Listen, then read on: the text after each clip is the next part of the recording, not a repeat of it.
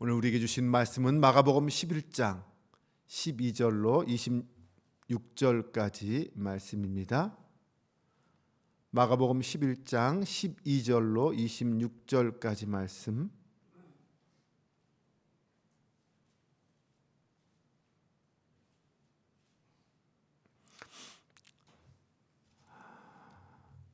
함께 한 목소리로 같이 함께 봉독하기를 원합니다.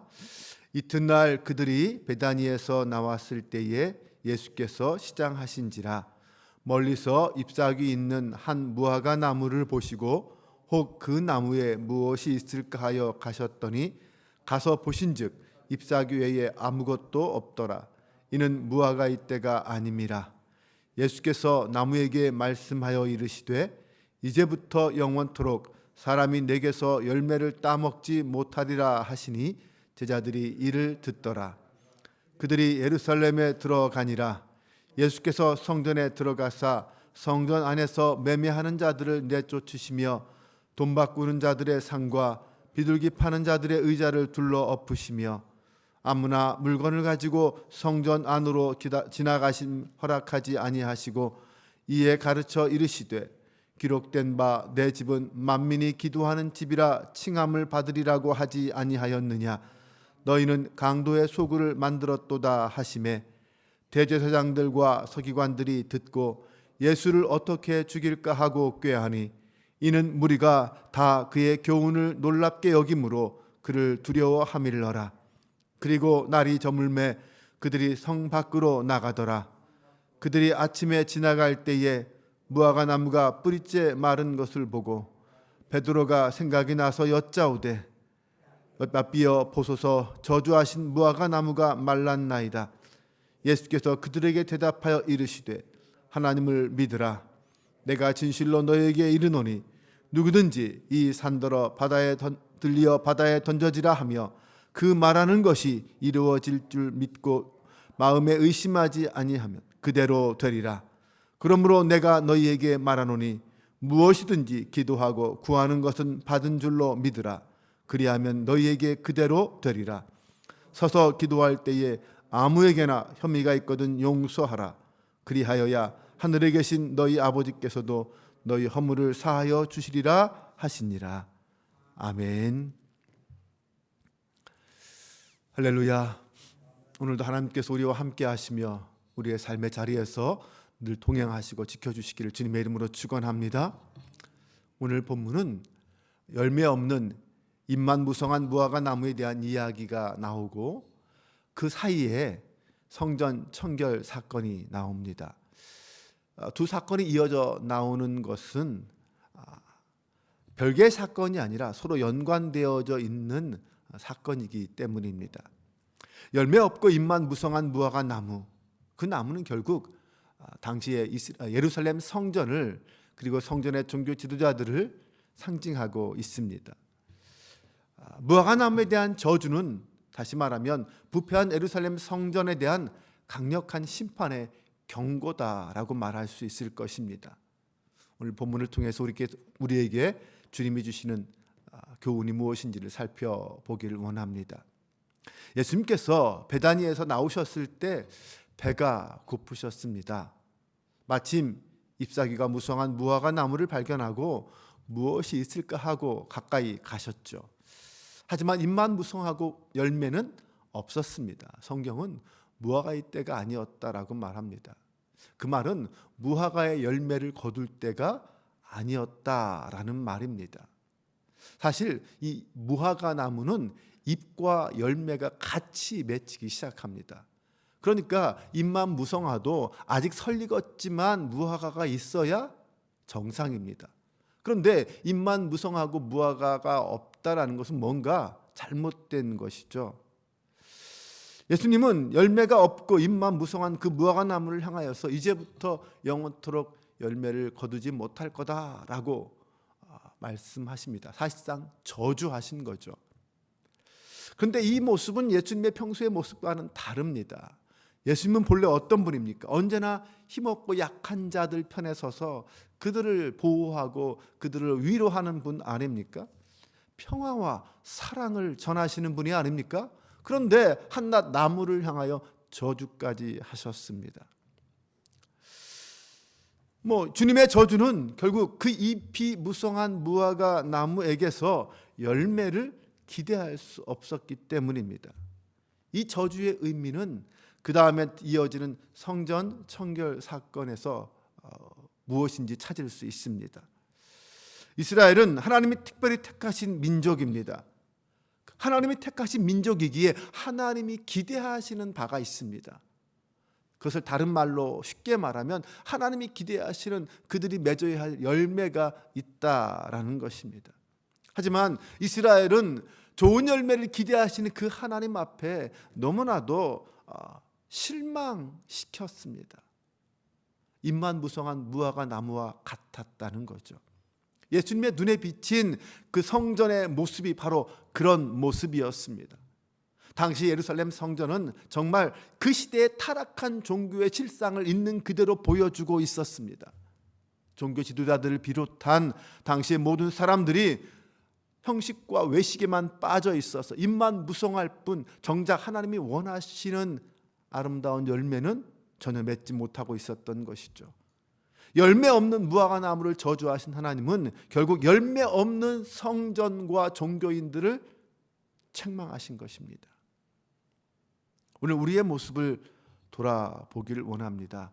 부름받은 우리도 하나님 앞에 거룩한 성전입니다. 열매를 맺어야 할 주님의 자녀들이죠. 열매를 맺지 않으면 예수님께서는 뭐라고 하셨습니까? 열매 맺지 않는 나무마다 도끼로 찍어서 불에 던져버린다고까지 말씀하셨습니다. 잎만 무성한 나무가 아니라 열매 맺는 나무, 아름답고 풍성한 열매를 원하시는 주님을 기쁘시게 하는 성도가 되시길 바랍니다. 우리가 말씀과 기도로 거룩하여지고 정말 성령의 충만함을 입어서 하나님을 기쁘시게 하는 그 아름다운 열매를 풍성히 맺혀 드릴 때 비로소 하나님의 영광은 드러나게 될 것입니다.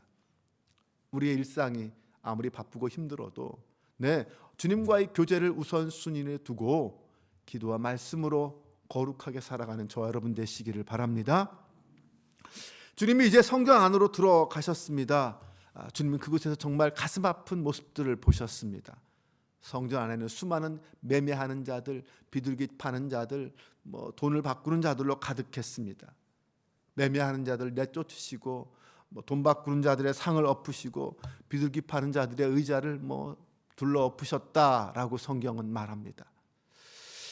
그리고 아무도 물건을 가지고 성전에 지나다니도록 하지 않으셨습니다. 그때 주님이 하신 말씀이 성전은 기도하는 집이다라는 것입니다. 인간의 욕망을 채우는 강도의 소굴이 아니라는 것이죠. 성전은 하나님께 기도하고 하나님을 만나고 하나님께 제사하는 곳입니다.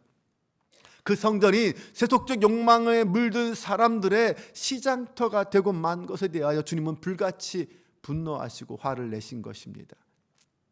주님이 기대하시는 것이 무엇입니까? 하나님의 영광을 위하여 지어진 그 성전이 그 본래의 목적대로 사용되어서 그곳에서 하나님의 영광이 나타나고 성도들이 은혜 받고 그곳에서 하나님을 만나는 체험들을 하는 것 아닙니까? 하지만 이 성전과 성전을 지키는 관리들, 제사장들, 종교 지도자들, 나아가서 출입하는 모든 백성들까지 하나님의 뜻과는 전혀 상관없이 그들은 그곳을 강도의 소굴로 만들었습니다. 그들은 성전과 제사를 돈벌이의 수단으로 자기 욕망을 채우는 도구로 만들었습니다. 아니, 하나님을 자기 이익의 도구로 사용하였습니다. 그만큼 당시 이스라엘의 영적 상태는 철저하게 무너져 있었던 것입니다. 성전에서 가장 중요한 것은 제사 드리고 예배하는 것, 기도하는 것입니다. 가난한 심령이 되어서 깨어 하나님을 만나는 곳, 그렇게 기도하는 곳이 진정 성전의 아름다운 목적입니다. 하나님이 기뻐하시는 제사죠. 그것이 진짜 성전이 세워진 목적입니다. 그런데 그런 건 다 사라지고 인간의 욕심만 드러나고 형식만 남은 성전이었습니다. 거기에는 어떤 능력도 역사도 일어날 수 없다는 것이죠. 변질된 종교와 종교 지도자들에게서는 하나님이 기뻐하신 열매를 기대할 수 없습니다. 신성한 기도의 장소인 성전을 타락한 이권의 장소로, 강도의 소굴로 만든 그 현실 앞에 주님은 분노하실 수밖에 없었던 것입니다. 오늘 주님은 우리에게도 동일한 것을 기대하십니다. 우리는 먼저 우리 자신이 하나님이 거하시는, 성령이 거하시는 거룩한 성전이라고 했습니다. 그런 우리가 세속적 가치관에 욕망에 물들어 욕심을 쫓아 살아간다면 우리는 하나님의 성전, 우리 안을 강도의 소굴로 만든 사람이 되고 말 것입니다. 우리 자신을 세속적 가치관으로부터 보호하고 지키는 것, 그것은 날마다 우리가 기도의 자리로 나아가 하나님을 만날 때 가능합니다. 그래서 주님은 우리에게 시험에 들지 않게 깨어 기도하라 말씀하시는 것입니다. 사랑하는 여러분, 날마다 기도 가운데 하나님을 만날 수 있기를 바랍니다. 내 안에 있는 세속적 욕심과 욕망을 경계하시기 바랍니다. 날마다 말씀으로 나를 다스리지 않으면 우리의 내면은 나도 모르는 사이에 점점 강도의 소굴로 바뀌어져 갑니다. 그것은 어느 누구도 예외일 수는 없습니다. 하나님 앞에 먼저 우리 자신을 거룩한 성전으로 온전히 세워나갈 수 있기를 바랍니다. 그때 우리의 교회도, 우리가 함께 모여 세운 이 공동체도 아름다운 열매를 맺는 신앙 공동체로 바로 서게 될 것입니다. 예수님은 예루살렘 성전에서 성전을 깨끗하게 하신 후에 성 밖으로 나가셨습니다. 다시 베다니로 돌아가셨는데, 가시는 길에 제자들은 예수님이 아침에 저주했던 그 무화과 나무를 보았습니다. 그런데 바싹 말라 죽어 있었습니다.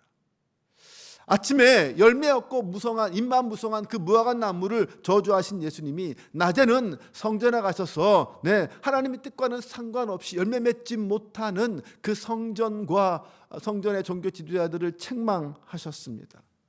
그런데 아침에 저주한 무화과 나무가 바싹 말라 죽어 있었습니다.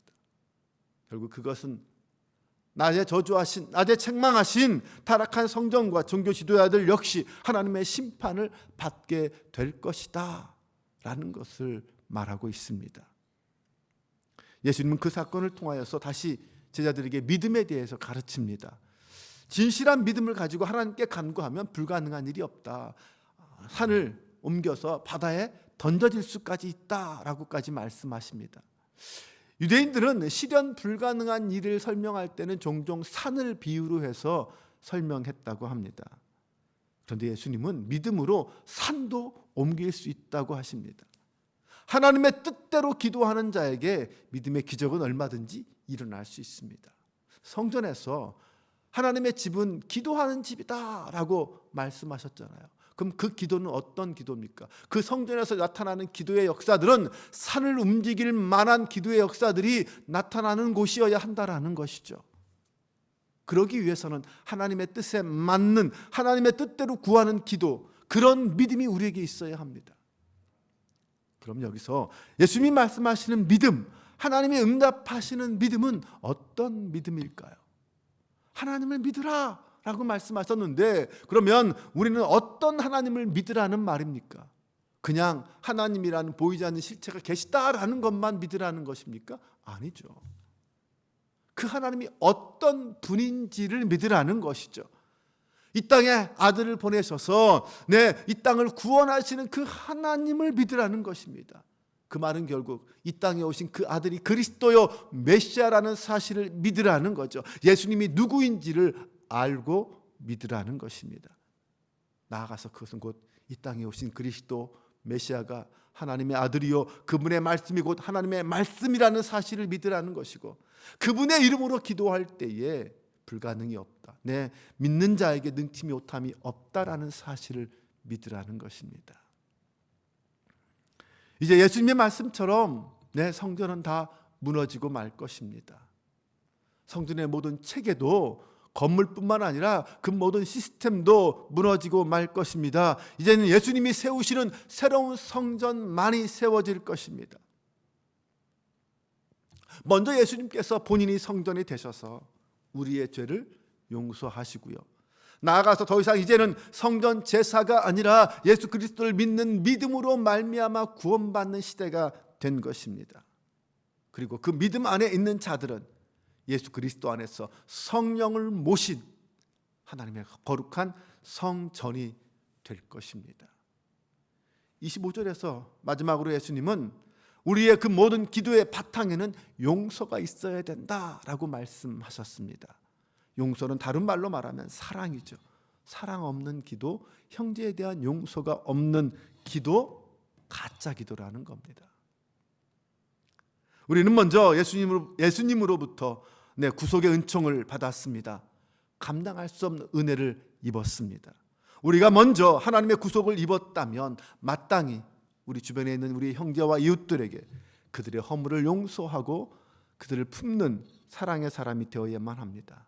우리가 만약 용서하지 않은 채 그 미움의 마음으로 기도한다면 그 기도는 힘을 잃어버립니다. 그 기도는 응답되지 않습니다. 그 기도의 열매는 없습니다. 결국 우리가 용서하지 않고 기도한다면, 그런 사람이라면 당시 예수님의 책망을 받은 종교 지도자들과 다를 바 없다라는 거죠. 십자가의 은혜 안에서 사는 성도는 이웃에 대한 용서의 은혜를 베풀어야 합니다. 그것이 바로 열매 맺는 성도의 모습이고, 그것이 무화과 나무의 저주에서 벗어날 수 있는 길입니다. 예수님은 열매도 없는 종교적 형식주의와 외식주의에 젖어 있는 유대 종교 사회를 책망하시고 그들에게 정말 사망 선고를 내리셨습니다. 입만무성한 그들의 종교 행태를 강력하게 책망하셨습니다. 이제 우리도 하나님 앞에, 그 말씀 앞에 양심을 가지고, 신앙의 양심을 가지고 서야 합니다. 그때 우리는 하나님 앞에서 아름다운 열매를 맺게 될 것입니다. 진짜 신앙은 열매 맺는 신앙입니다. 열매 맺는 신앙만이 아름답게 지어져 가는 거룩한 성전으로 지어지는 것입니다. 오늘 하루 우리는 기도해야 합니다. 나의 삶의 자리에서 어떤 열매를 맺으며 살 것인가. 이 새벽에 함께 기도하며 말씀 앞에 순종하는 저와 여러분 되시기를 주님의 이름으로 축원합니다. 기도하겠습니다. 하나님, 성전에서 드리는 동물 제사가 우리의 죄를 용서해 주는 것이 아니라 십자가의 예수 그리스도를 믿는 그 믿음이 우리의 죄가 용서받는 길임을 믿습니다. 형식주의, 외식주의에 빠진 예루살렘 성전의 종교 지도자들을 향하여, 그들을 통하여 오늘 우리도 경계를 받습니다. 행여나 우리의 모습이 그런 율법주의에 빠진 강도의 모습은 아닙니까? 거룩한 성전에서 기도로 하나님을 만나길 원합니다. 말씀 앞에 겸손히 서기를 소망합니다. 하나님이 기뻐하시는 아름다운 열매를 맺게 하옵소서. 저희가 겸손하게 진실하게 말씀과 기도로 주님의 은혜를 구하는 성도가 되게 하옵소서. 열매 없는 입만 무성한 무화과 나무 같은 신앙이 아니라 풍성하고 아름다운 영적 열매를 맺고 하나님의 영광을 위해 헌신하는 성도로 살게 하옵소서. 오늘도 어디에 있든지 주님의 이름을 걸고 살길 원합니다.